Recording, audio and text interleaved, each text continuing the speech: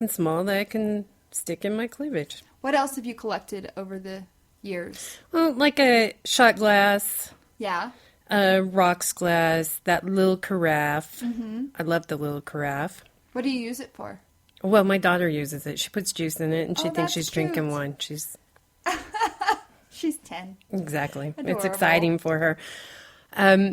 Just those. Oh, I stole pens too. When we were at Kona, I stole the pens. Oh, you did? Remember, I collected all the But pens. they said Kona Grill. I think I caught the tail I end know, of the so it wasn't conversation. as exciting because I think I could Right. actually take the pens. Yes. So. And I think they were cheaply made because, like, didn't half of them I like not how work? I like how they write though. Oh, okay. So they're smooth and lovely. Yes. I did not. And I'm take picky about advantage. that. Yes. Mhm. As a writer, I bet you are. Yes, I I am. bet you are. Well, that was so much fun. Let's do Woman Crush of the Week so that we don't forget. I have picked someone that everyone knows. You have to know Meryl Streep, right? Absolutely. She's an actress. She's known for being a phenomenal actress. Has been nominated for more Academy Awards than any other actor, male or female, which I thought was amazing. She's phenomenal. She is. And she is an advocate globally for women's rights. The best quote that I found was, "You just have to keep on doing what you do. It's the lesson I get from my husband. He just says, keep going, start by starting." Start by starting. I love that. I need that. Yes. And we'll talk about one of her latest movies here in just a few moments. I love her. She is She is amazing. such a great actress that you really can, when she plays evil, you can absolutely hate her. Yes. Absolutely hate her. Yes. But then you see her on the red carpet and you're like, oh, I love her. I know, I do. I do actually love her. She does a lot for women. And that's why I didn't pick a woman crush of the week, because I'm just going on the tail end of yours because she's so good. There we go. Uh-huh. Some, staying with the Hollywood world, some Hollywood happenings.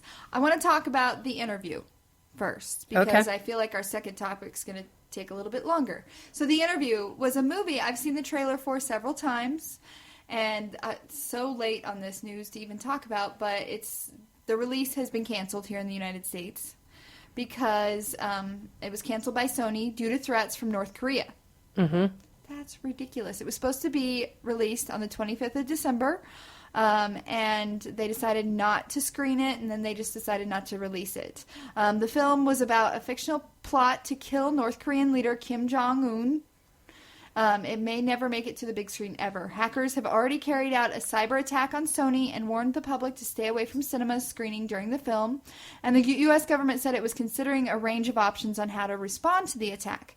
I actually heard last night, or read last night, that North Korea internet has been attacked. Yes. And they were having issues Yeah, yesterday. and now So they're trying to decide just- if we were behind shutting them down. So It's ridiculous. All it's about interesting. a movie. And it's a satirical movie, too. It's comedy, isn't Yes, it? That's what I yes. thought. I thought it was satirical. Yes, I can't remember the actors in it, but yeah.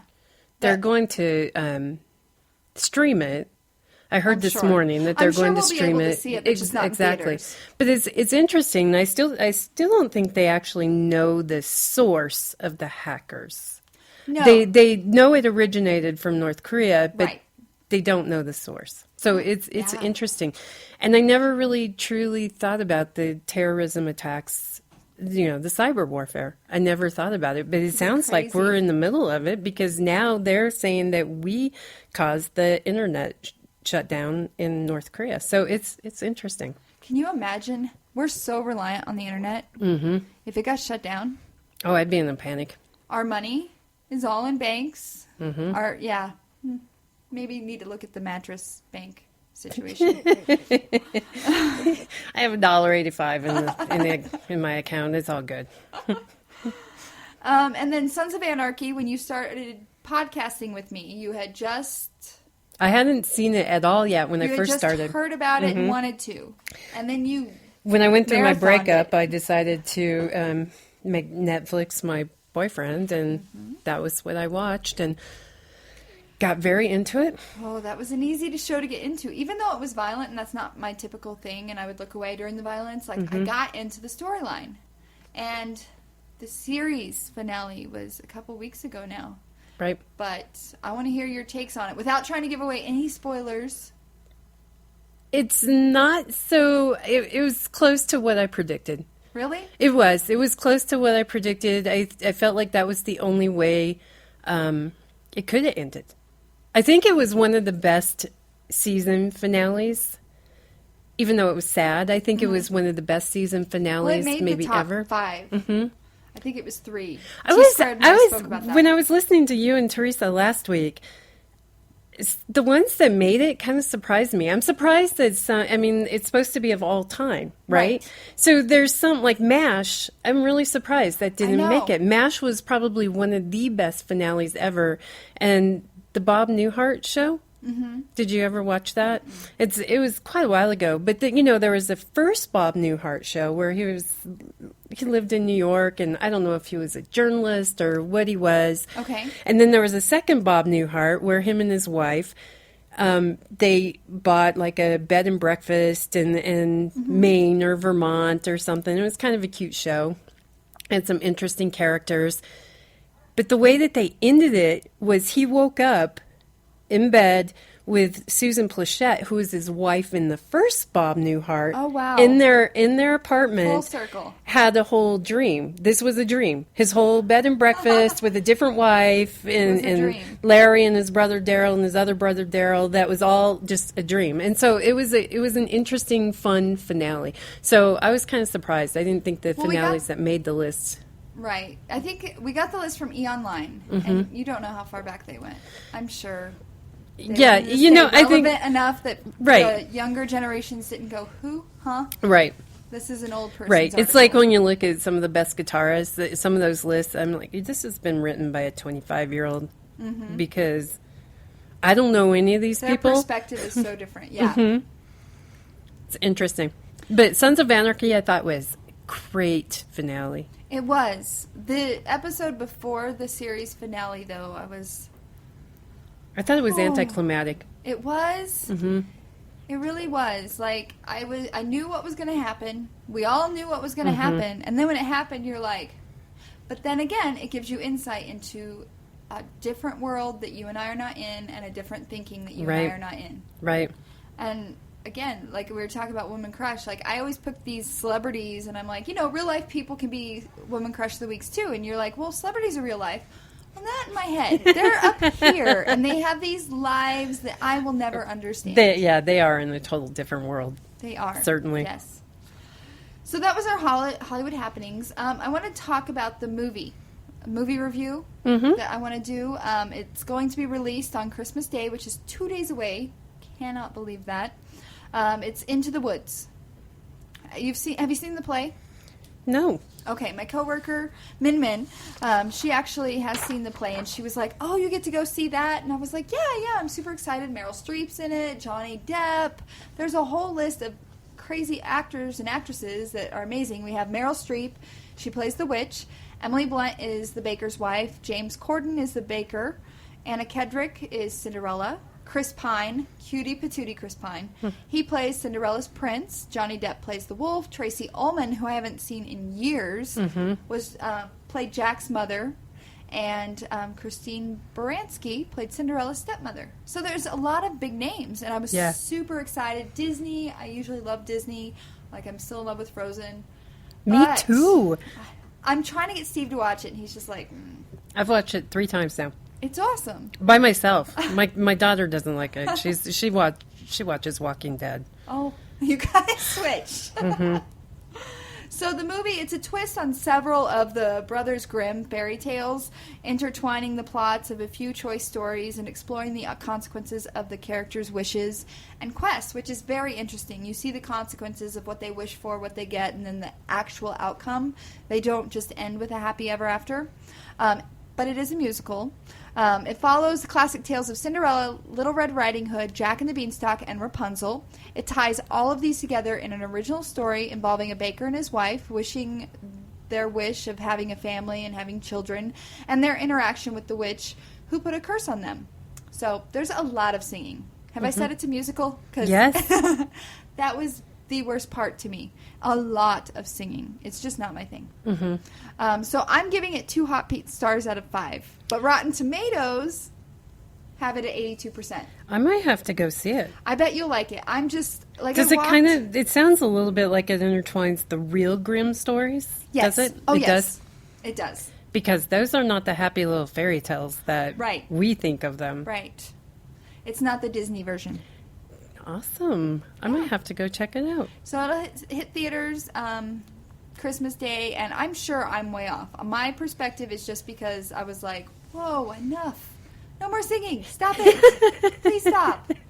And it was a 3-hour movie, so yeah. Well, if that's you're not long. into singing, it was a bit long. Okay. So I've added something new to the podcast. It's question and answer fun. Okay. I'm waiting. One of these days, you guys are gonna like bring your own questions, and I'm prepared. Okay. But this week we've got my questions. So, what's your favorite Christmas moment of all time?